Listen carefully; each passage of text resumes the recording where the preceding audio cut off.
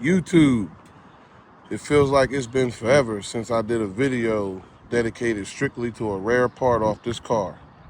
So let's get straight into it. Is this thing on?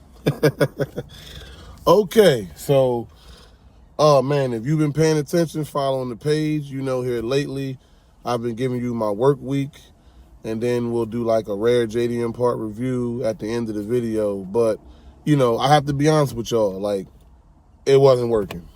Okay, ain't no other way to put it. It wasn't working. I don't feel like I was putting out enough content. The numbers wasn't looking the best, so I said, you know what? I just got to get back to what I've been doing. So here we are after so long doing strictly a rare JDM part review for this car that I have put on there. So we're coming out of, let me show you.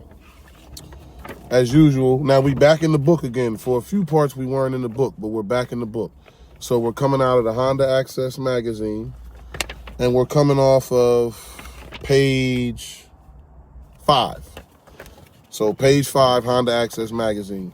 Now the part we're gonna review today is this part right here, okay? And it's the Honda Access JDM parking pole / golf pole, okay? Now, if you can see it again, when it came out, it was around 5,000 yen, okay? Now, breaking down into USD terms, that come out to right around $35, okay? Which is not bad. But like I always stress to y'all in any video I ever did, what you paid back then is not what you're gonna pay now, okay? If you wanna pick this piece up now, you're gonna pay brand new anywhere from $350 to about $400, which still isn't bad, because now this one is just, you have to excuse me, I'm battling a little bit of a cold, but this is the standard one that just like mounts on, it comes up under the bumper and comes out and sits right, in front of your headlight, okay? Now they do have more expensive ones that'll run you like $600 or $700, excuse me, that actually are, ran by a button from in the car. So it's like you can hit the button and make it come down, and then you can hit the button and make it go up. You know what I'm saying? So it's a power parking pole. It's, this one isn't that. It just stays up, stays stationary, and, but it still works the same. It just doesn't have power running to it, okay? If you wanted the power option, they're more expensive. Now, there's a little bit of controversy on what exactly the pole is used for. Now, I'll tell you right away. I have mine on the passenger side because it's supposed to be opposite of the driver. But now, if I was in the type of car, meaning the right-hand drive car that they usually are put on, then obviously if the steering wheel would be over here, so then it would be over here on this side, okay? As long as it's opposite of the driver, it's installed correctly. If you got it on the same side with your steering wheel, I hate to be the one to tell you, but you installed it wrong. Now, like I said, there's been controversy over what is this thing used for.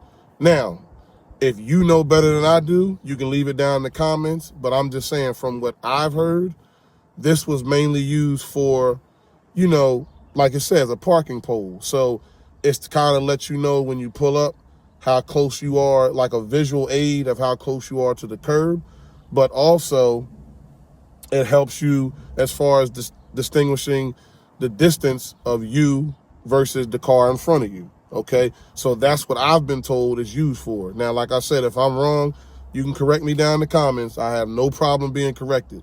I'm just telling you from my experience and research that I've done and talking to people, what I've heard that it was used for, okay? But like I said, I could be wrong. I'm not doubting that.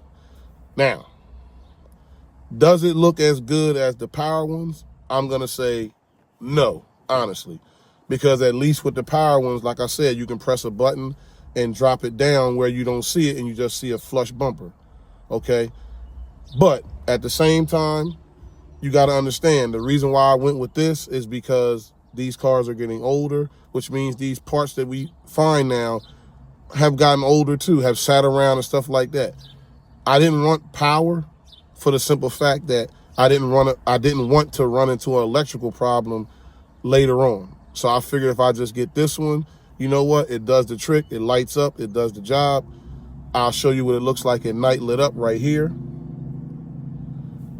And, you know, you just can't go wrong with it. It still serves the purpose and it still looks good. It's just I can't bring it down. Let me show you what I'm talking about.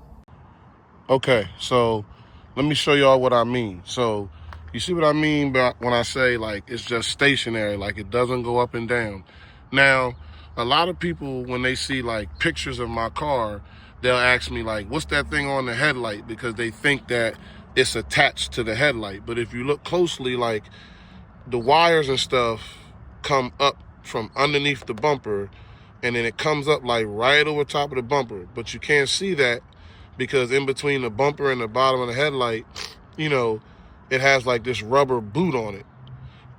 And the boot actually is resting on the headlight, and then the pole comes up off it. You know what I'm saying? So it's not actually on the headlight, meaning mounted to it. It's just this boot that sits there that's directly in front of the headlight, okay? I would cut it on now and show you, but, you know, it's daytime, so you're really not going to see nothing. And then at the same time, I wish I would cut it on, you know, with my city lights, but I'm being lazy. I apologize. I haven't even wired up the city lights yet, so it's my fault for being lazy. One day we're going to get them wired up. Okay, so, you know, that's the end of this video. Like I said, we just going to keep it short and sweet and, you know, give you a review of something off the car like we always do. I'm still going to give you my work week at the end of the week, but I'm just not combining the videos no more because that left me with like not a lot of content to put out. And I'm going to be honest with y'all, like I enjoy giving y'all content and explaining this car and showing you the car, and as well as showing you what I go through, you know, with my guys, my friends at work on a day-to-day basis throughout the week. But I'm just not doing it together now. We're going to break it up. That way I can give you that much more content, okay? Stay tuned, because like I said, as always, I always find something to show you as far as a rare JDM accessory that I've added to this car, and we're going to continue to do it, okay? So, like I always say, keep it simple, keep it humble, keep it you. I'll see you in the next one. Like, comment, subscribe. I'm getting ready to get out of here because since I done gave y'all the video, I'm going to set the car up and shoot a couple reels for Instagram. That way I'll have some content to put over there too. You can follow me there as well, all right? I'll catch y'all on the next one.